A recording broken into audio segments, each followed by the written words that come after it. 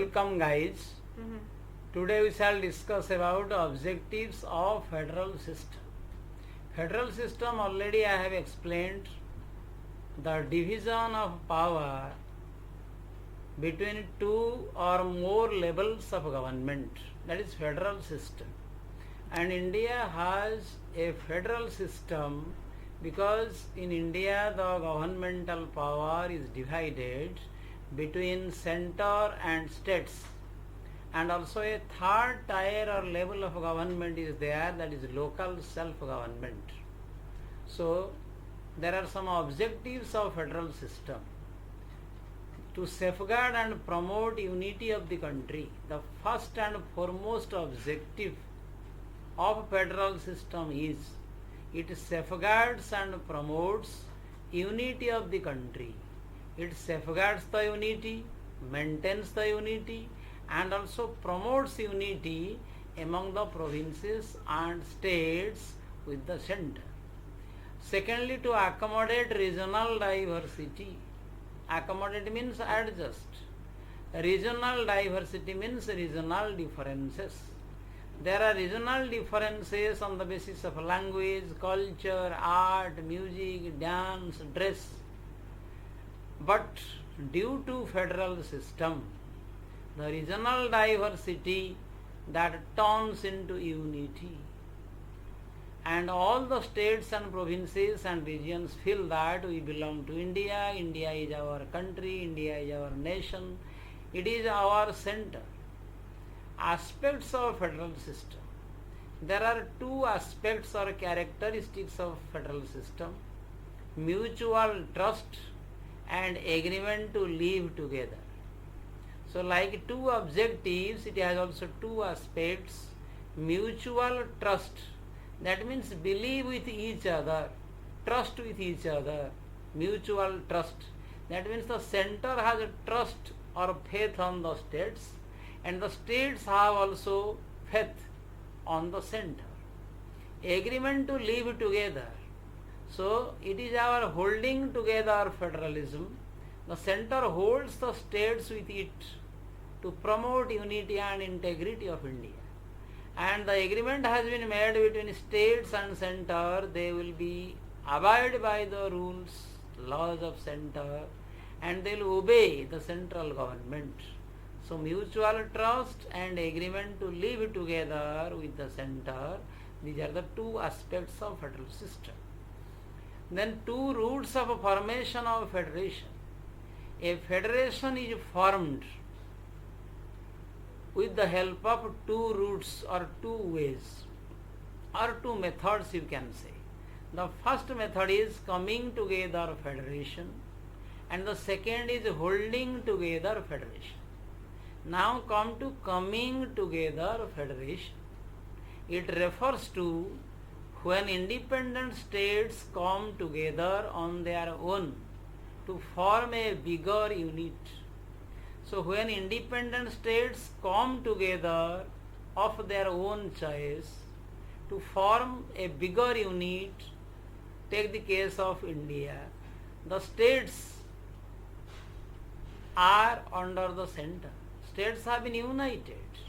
But in USA, the states have come from their own side and they have maintained a unity, they have formed a unity or union. That is called coming together federation.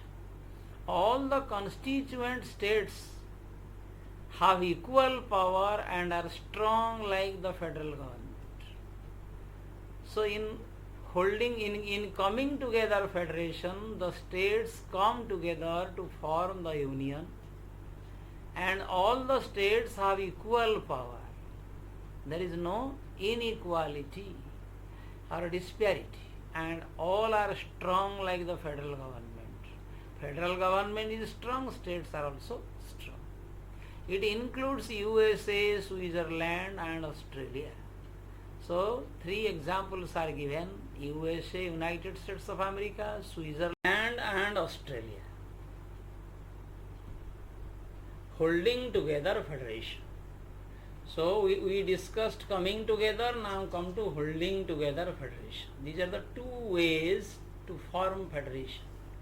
In this holding together system, a large country divides its power between the states and the central government.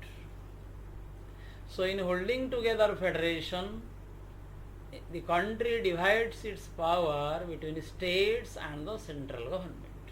So central government exercises some powers and the state governments also exercise some powers, that is holding together federation.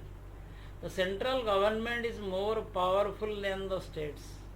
So in holding together federation, central government is more powerful than the states. The different states have unequal powers. Just see the opposite. In coming together federation, the states have equal powers. But in holding together federation, states have unequal powers. Some units are granted special powers. Some states they get special powers. It includes India, Spain and Belgium.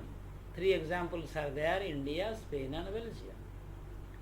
So holding together federation, in this system, a country divides its power between central government and states. The central government is more powerful than the state governments. The states have unequal powers.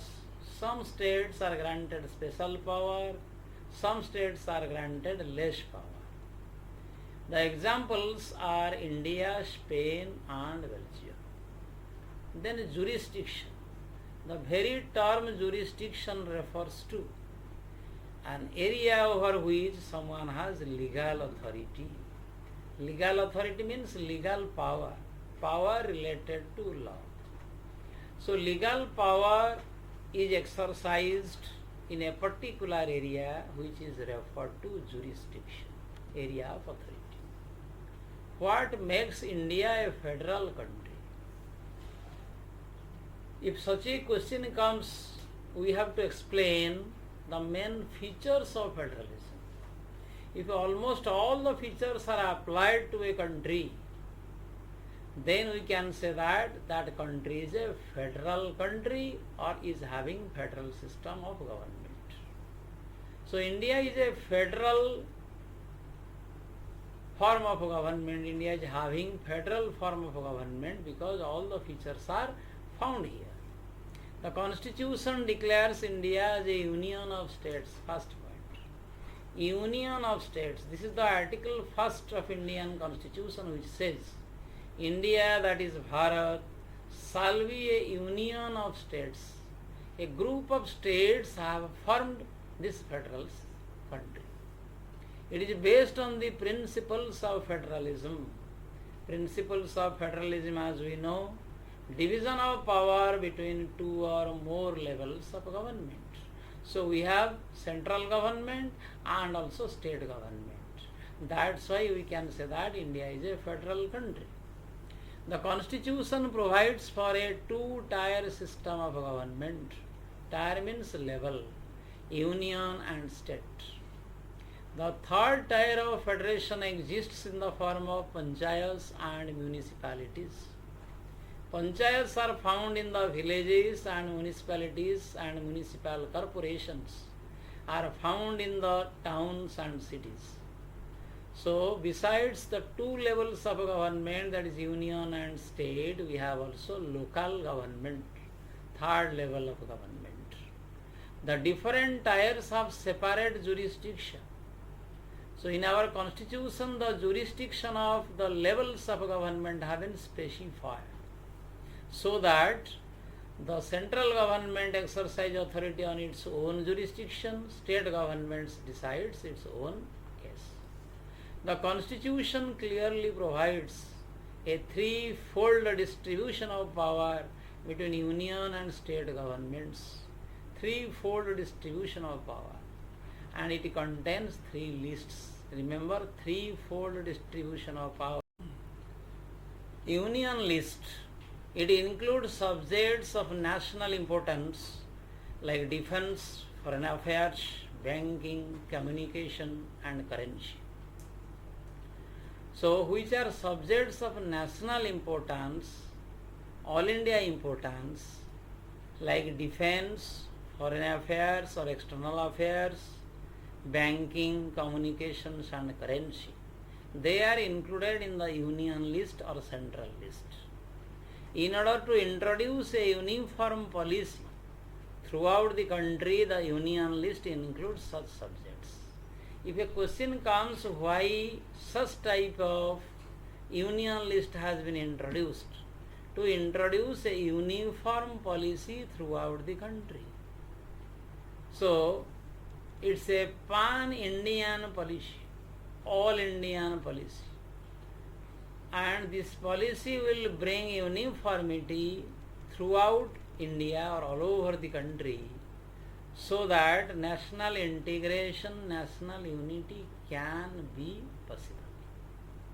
So the union government can make laws in this list. That's why its name has become union list, because the union government or central government can make laws in this list. State governments cannot interfere. State list. It contains subjects of state and local importance like police, trade, commerce and irrigation. So a state list includes the subjects of state and local importance. That's why its name has become state list. The state government can make laws in this list. No central government can interfere in this matter. The third is concurrent list. It includes subjects of common interest for union and state governments like education, forest, trade unions, marriage, adoption and succession. So these are the subjects of this list like education, forest, trade union, marriage, and these are the subjects of common interest for union and also for state. Both have interest in these subjects. Both union and the state government can make laws in this list. So both center and state can make law. That's why its name has become concurrent list. But if a conflict starts between the two, that is center and states, then the union government laws will prevail.